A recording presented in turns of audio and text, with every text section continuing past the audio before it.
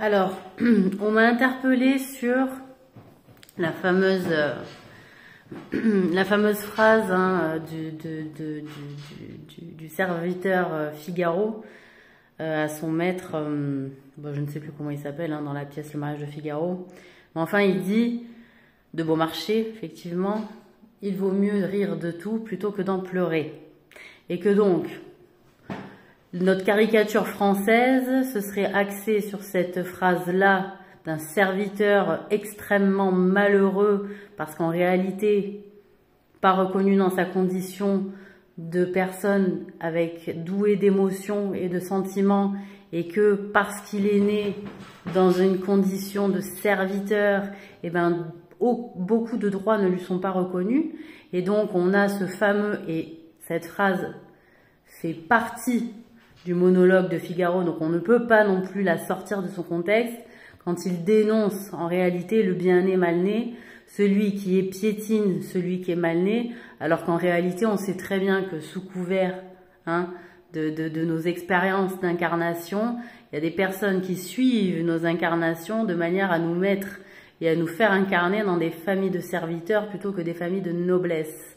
Donc, il ne faut pas se rire de l'esprit français pour celles et ceux qui s'amusent à sortir des phrases de leur contexte, c'est-à-dire du livre en entier ou du paragraphe en entier auquel il fait partie. Voilà.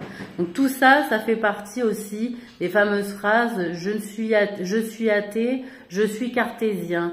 Non, reprenez votre livre de Descartes, les métaphysiques de monsieur René Descartes, et son discours d'ailleurs de la méthode aussi, voilà. Reprenez s'il vous plaît, vous allez voir que vous êtes passé vraiment pour des idiots à dire que vous étiez athée parce que vous étiez cartésien, sous couvert du cogito ergo sum. Je pense donc je suis effectivement, si vous pensez, vous êtes plus intelligent que d'autres quand vous arrivez à penser, encore faut-il penser correctement. Voilà, donc c'est-à-dire à raisonner. Et lui, ce qu'il prône, Descartes, c'est la méthode de raisonnement.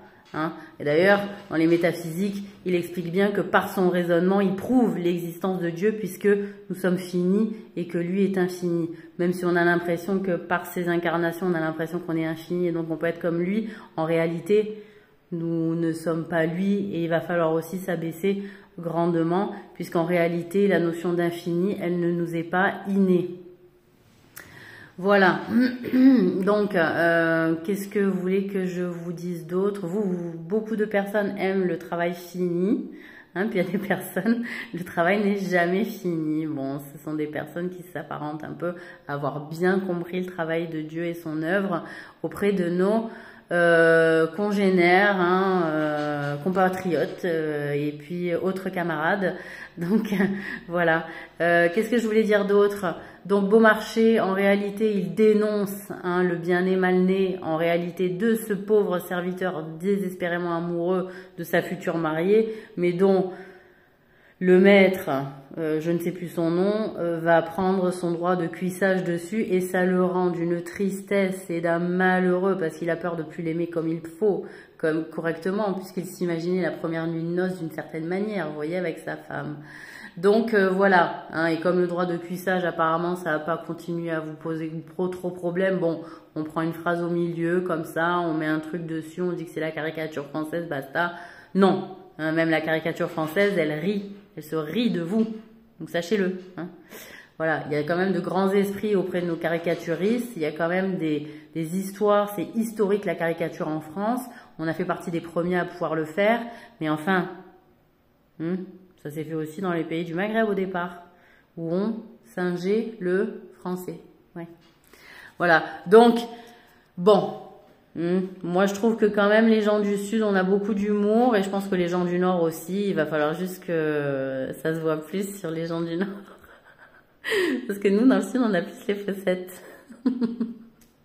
Voilà, bon, je vous souhaite une bonne journée, et puis, ouais, je pensais pas en faire une finalement. Bon, c'est comme ça. Allez.